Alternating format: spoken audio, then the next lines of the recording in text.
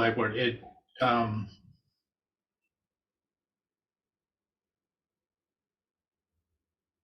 locks up. And it isn't, I can't ask you even to resubmit it or anything like that. So just please do not put the any zip files. Zip is like for Windows, Microsoft.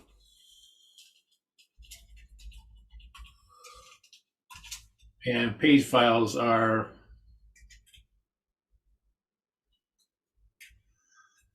Apple.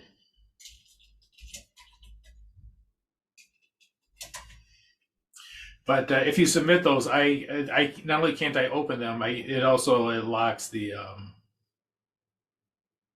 it locks up the grade for it. So if I'll send out a thing about resubmitting it, and we can resubmit them if you've already done this. But don't submit any zip files or page files.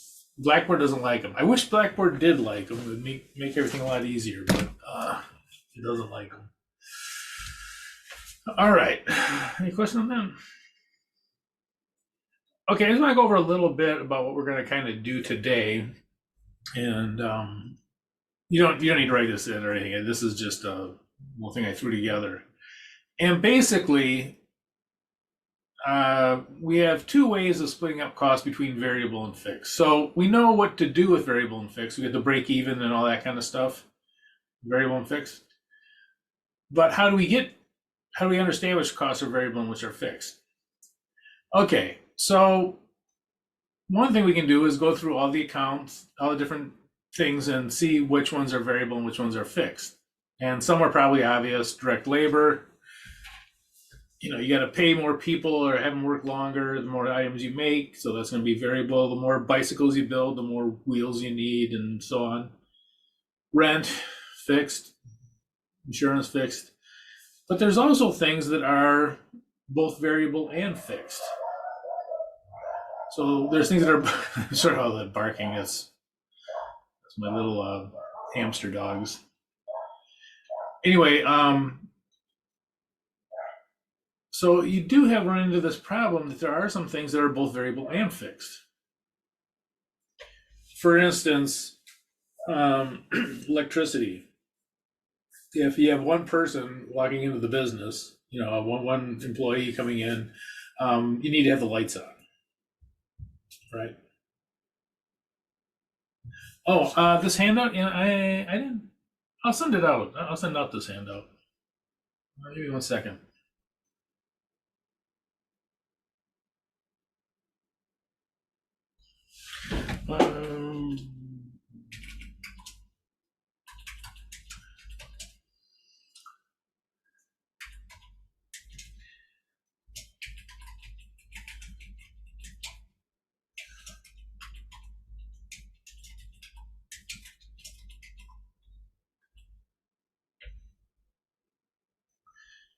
So electricity. So let's say that we're one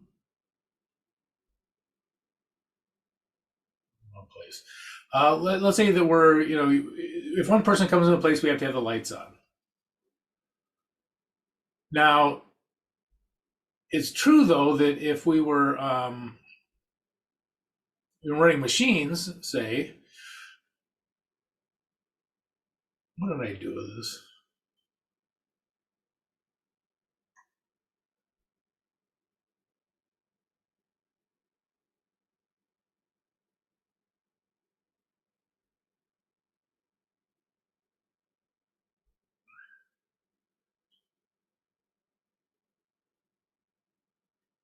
Okay, I just sent it out. I didn't even know that I was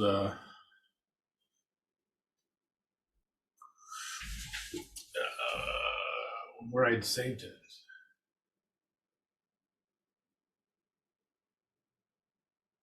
Okay, now I'm getting something else. I got to do something else here. It's gonna be another nasty. I get sometimes I just get tons of wacky messages from Zoom. Anyway, let's go back to this. Oh, so things like electricity. If you're running the machines are going to be variable cost. The more desks you make, the more times you have to saw wood and whatever, So those will be variable. But the lights in the place are going to be the same. You have to have the lights turned on so people can see and don't fall down and all that kind of stuff. And so you're going to have the lights will be fixed every day that the place is open, whether you make any products or not. The lights are on. It's going to be a fixed cost. So you actually have some things that'll be both variable and fixed. Maintenance costs, another thing. I used to do auditing of maintenance departments and inventory, but anyway, it's some of the costs were variable and some were fixed. The more machines, the more machines you run, the longer you run them, the more hours, the more repairs they need. Okay, so that's variable. But there's also just general maintenance where they go around and lubricate all the machines once a week or something like that. That is fixed every week. They all get the same thing. So you have these some costs that are actually both. And just to give you an idea of the task of splitting up costs, when I was doing auditing, we had an assembly plant in Springfield, Ohio, and it had about $250,000, 250,000 maintenance parts. You can imagine going through 250,000 maintenance parts and trying to figure out which ones are variable, which ones are fixed. That would be no fun at all. So it's kind of a big task to figure out what's variable and what is fixed, going by the individual accounts. And also, notice if you have 250,000 items, there's a pretty good chance you're going to make errors, just the sheer numbers. So it also could be that even getting the individual costs for each one also very well could be inaccurate, have a higher degree of inaccuracy. So the solution to this is to take the total cost and then split it up between variable and fixed. So this is a coach. This is the approach we're going to use for chapter 10. You could be a coach and still use this. It's where you take the total cost and you split it up between variable and fixed. Now, you're not going to know the specific accounts of what's variable and what's fixed, but for doing our, for instance, break evens and those kind of things, we really don't need that anyways. We don't need that detail. But we're going to see how we split up between variable and fixed costs. And we're going to do the total cost. So the total cost will go into variable and fixed, and we will figure those out. And the idea is A, it's quicker, and B,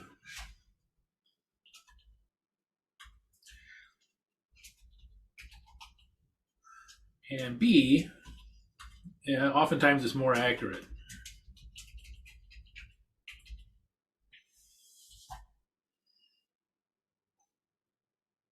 So this is kind of why we're doing this total cost approach. Okay, let me pull up to chapter 10. Already do it? No, we didn't. Okay, and we're going to do two methods. We're only going to do one method today. Today's class will probably be short. We'll see, but this is what should be a little shorter. We're going to do two different methods. The one is the high-low method we're going to do first, and then we're going to have do regression. And I'm going to do these separately just because it gets confusing if you do them together. We could probably fit those in or come close to fitting both those in, but what's the point of a class? We'll learn something, not be overwhelmed and have a lot more questions and answers and all that kind of stuff. So, okay, so high-low method. The high-low method, we look at our production and we take the highest that are produced. Let's make this yellow. Okay, so the high would be 13.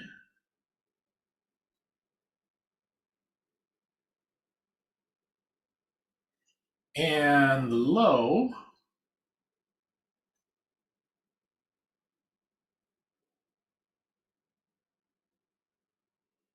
make that turquoise. Will be 6. So we get the high and the low.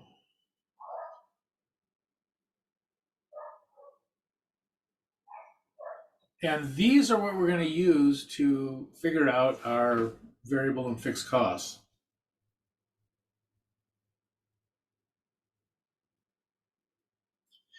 Okay, so it'll kind of look like this. Down here.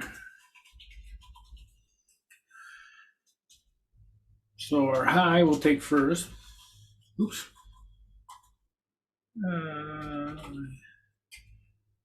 High units we have what? 13. And we have total cost of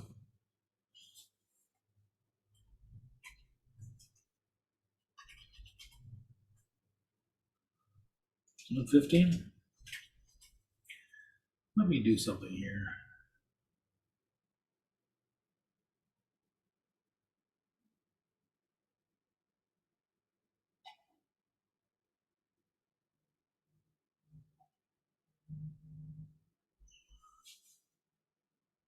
And I'm going to do something else. I'm going to move this over.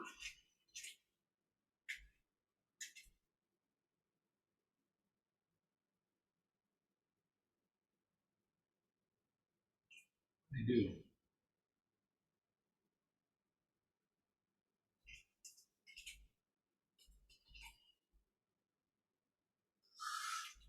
Okay. So this will be high. And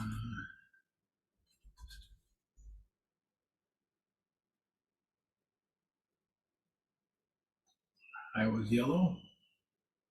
And our low, we had 6. And the total cost was 80.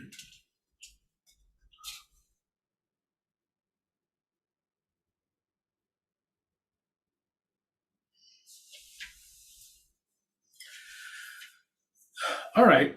Well, what we're going to do is take the difference between these two. So subtract them.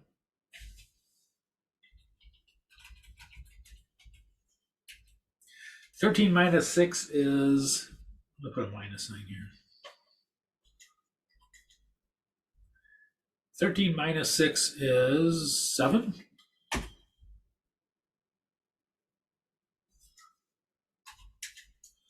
And 115 minus 80, I should be able to do that in my head. 35. I better use a calculator. I mean, yes, 35. That's the answer. Okay, so this is the difference between those.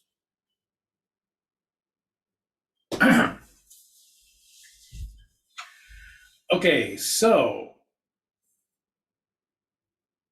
here's the question.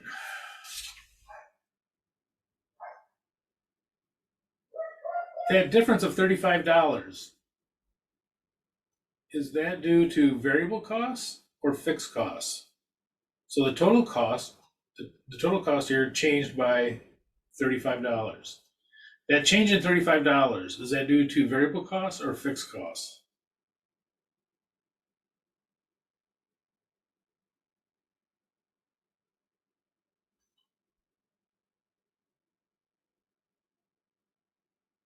You can put it in the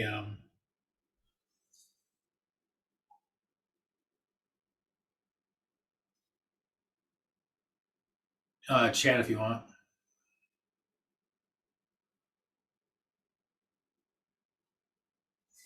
I read this handout. I'm not sure if I like it the way I did it. I should just leave it alone. But so this difference of $35, is that variable or fixed?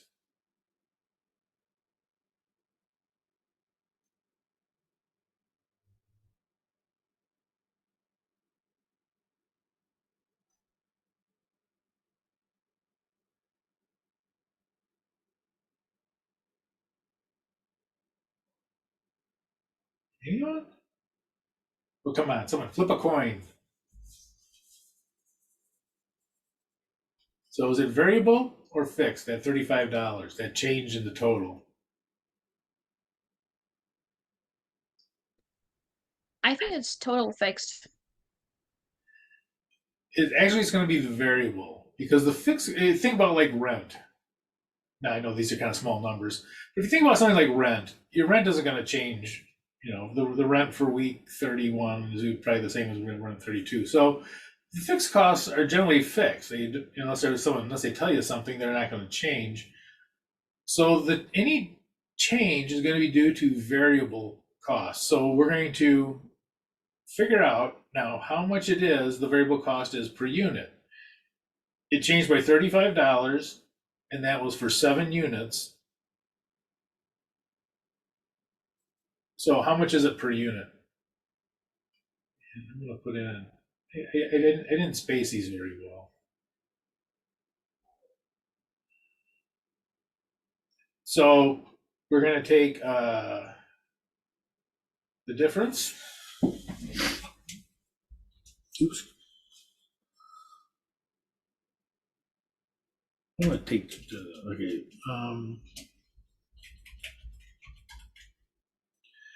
In total, which was 35.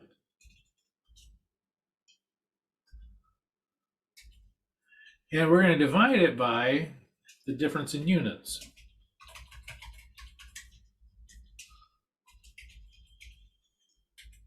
Which was 7. So 35 divided by 7 is some number. Is it 5? So 35 divided by 7 is 5.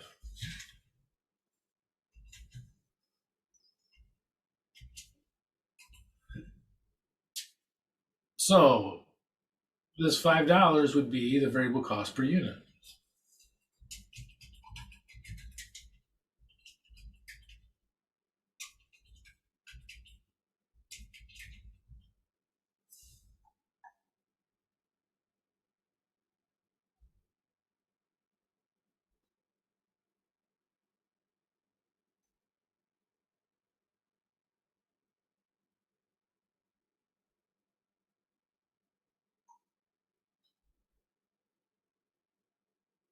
So this is our variable cost per unit, 5.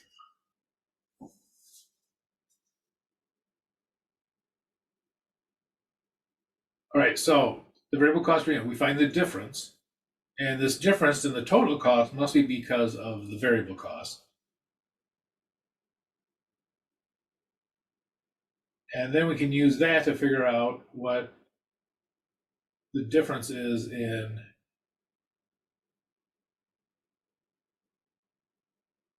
the per unit amounts. I hope I can merge those. Yeah, I can.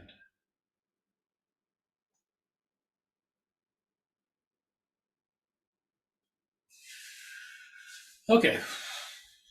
Any question on that? So our variable cost per unit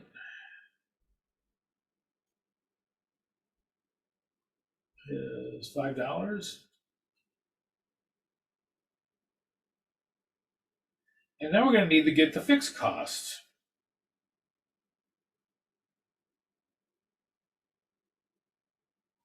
And I am going to copy this down to the fixed cost area. I'll put it over here.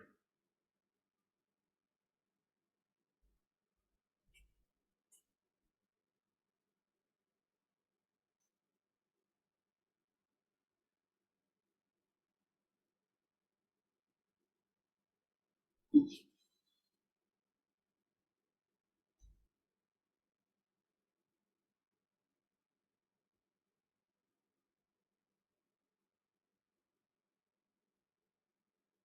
All right. So here's what we're going to do. We're going to split this up between variable and fixed costs. So this total cost, this has both variable and fixed.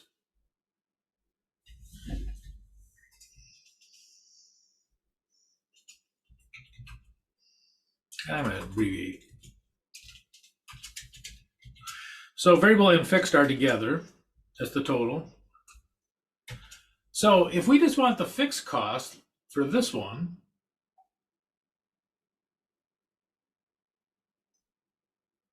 if we want the fixed cost, we have one way to get it is just to subtract out the variable, and we'll be left with the fixed. So what we're going to do is figure out the variable cost. Okay. So let's see. We have 13 units.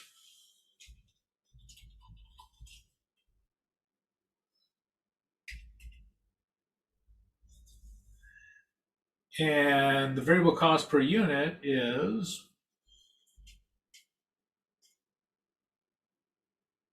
I might type that out.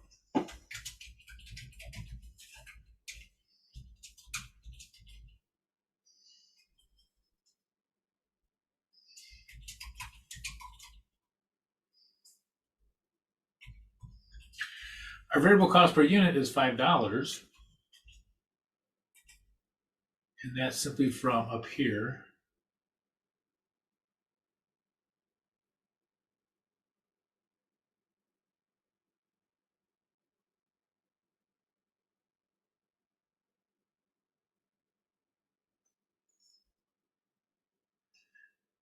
So we're going to multiply that.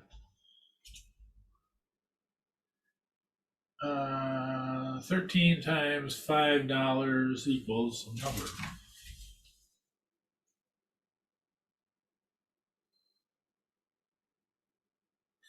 $65.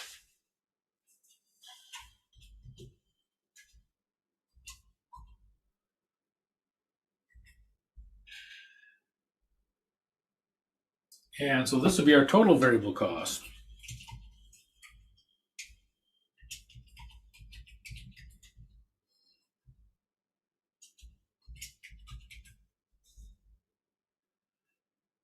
$65.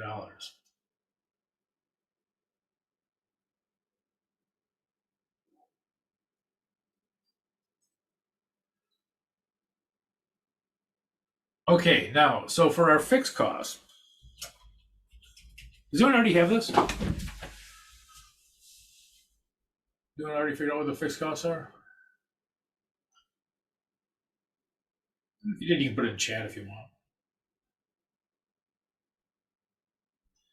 All right, so we have this $115 of total cost. We know that 65 of that is variable. So if variable and fixed are 115, and we don't want just the fixed, we have to subtract out the variable. So this will look like this: 115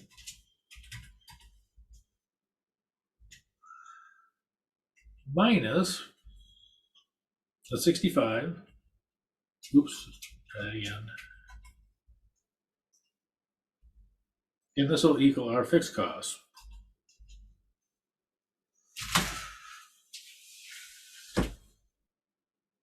$115 minus 65, 50.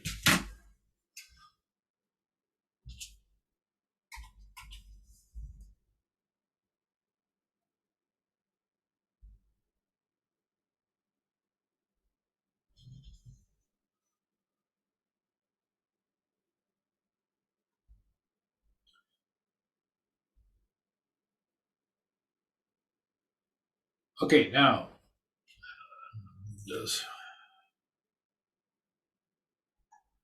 Sorry about the spacing on this thing. I thought I had this worked out, but it's not as good as I thought it was. We can do the same thing down here for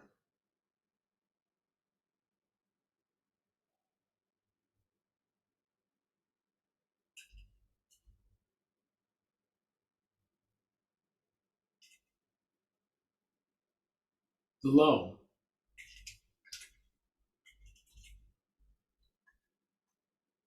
Now, for the low, we had 6 units we sold.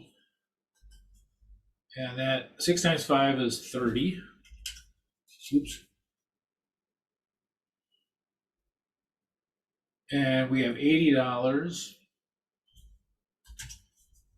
minus the 30. And this will give us 50. Notice that the 50s are the same.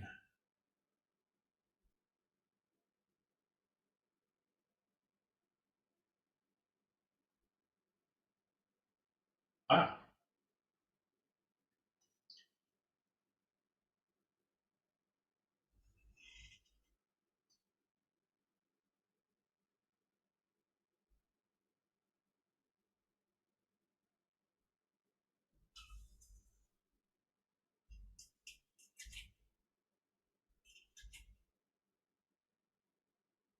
So you can actually check your answer on this one.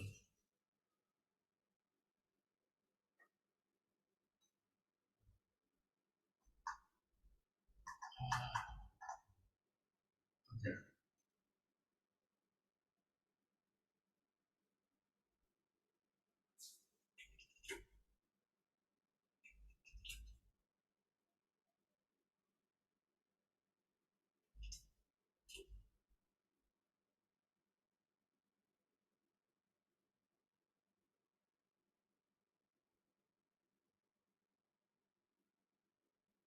So you don't have to do both of them, but if you want to, you can check your answer. Question on that? So this is the high-low method, and basically you pick the highest and the lowest,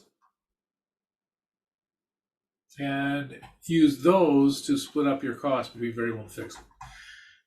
So much fun. Let's do another one. Okay.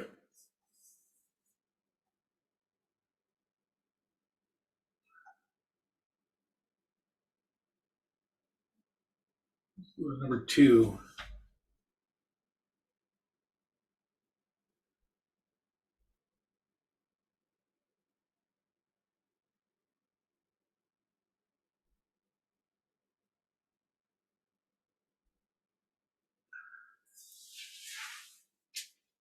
Okay, number 2. Which ones are the highs?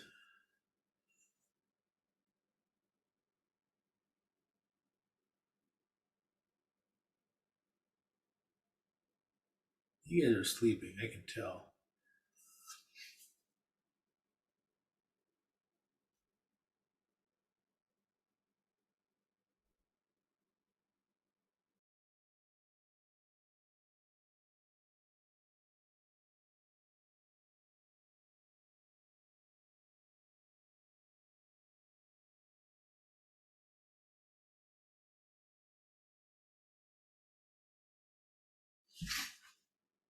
Anyone?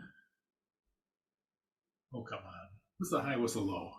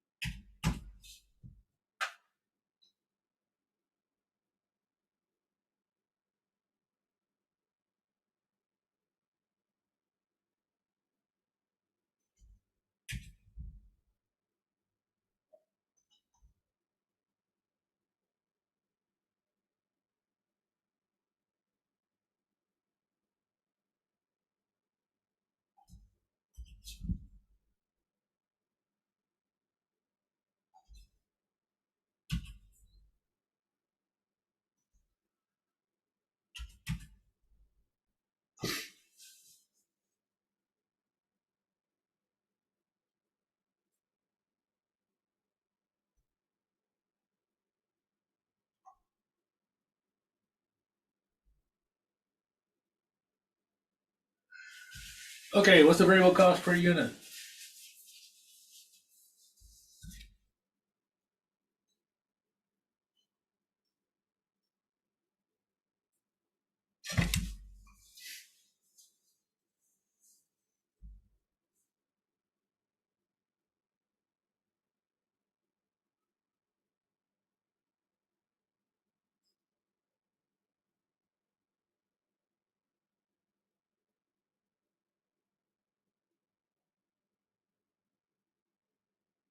No one?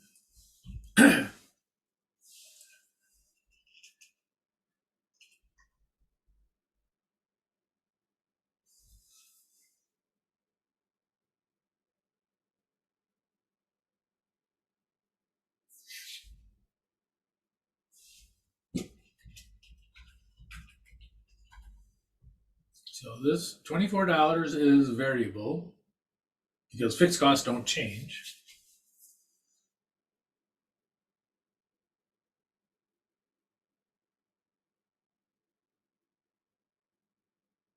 So how much is it per unit?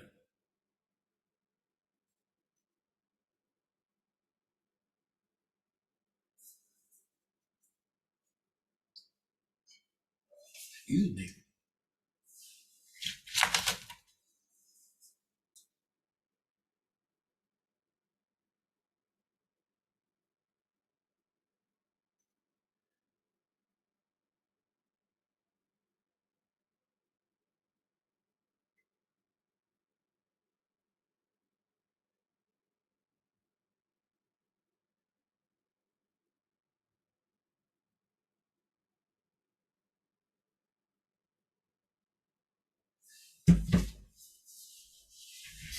Anyone? You guys really are sleeping, aren't you? I bet that no one's at their computer right now. All right. I'll go ahead and put it up.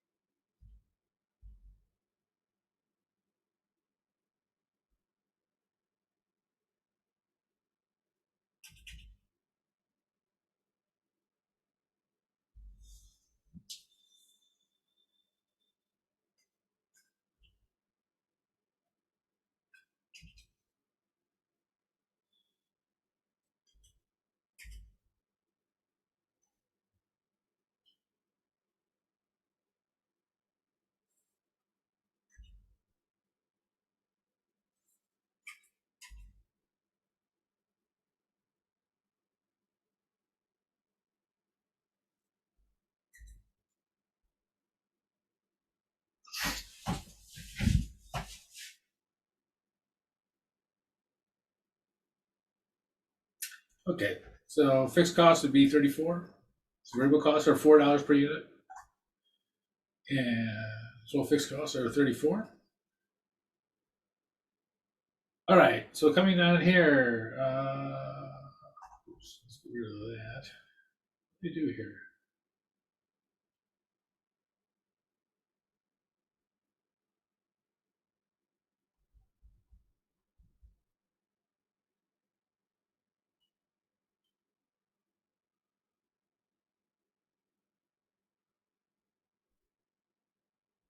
Okay, calculate the total cost if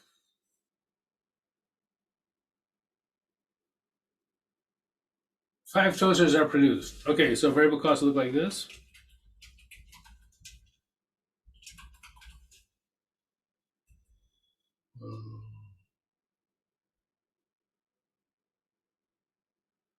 Would be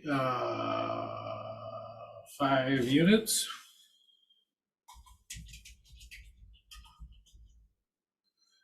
times variable cost per unit is $4 each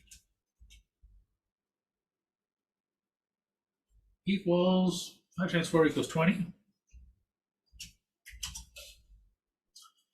And the fixed costs are 34 each. And so this will be the total costs. Adding those together, 54.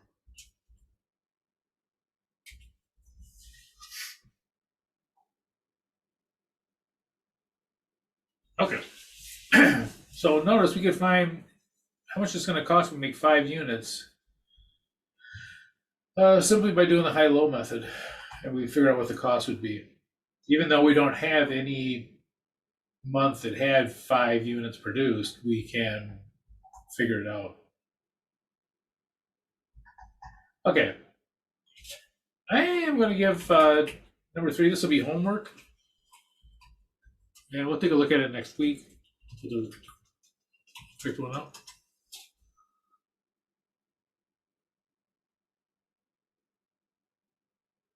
So see if you can do the high-low method for this one.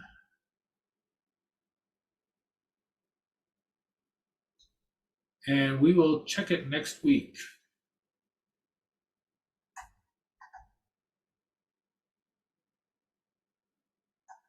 And break even on this one too. Okay. So we'll go through that, and then next week we'll start on the linear regression. Okay.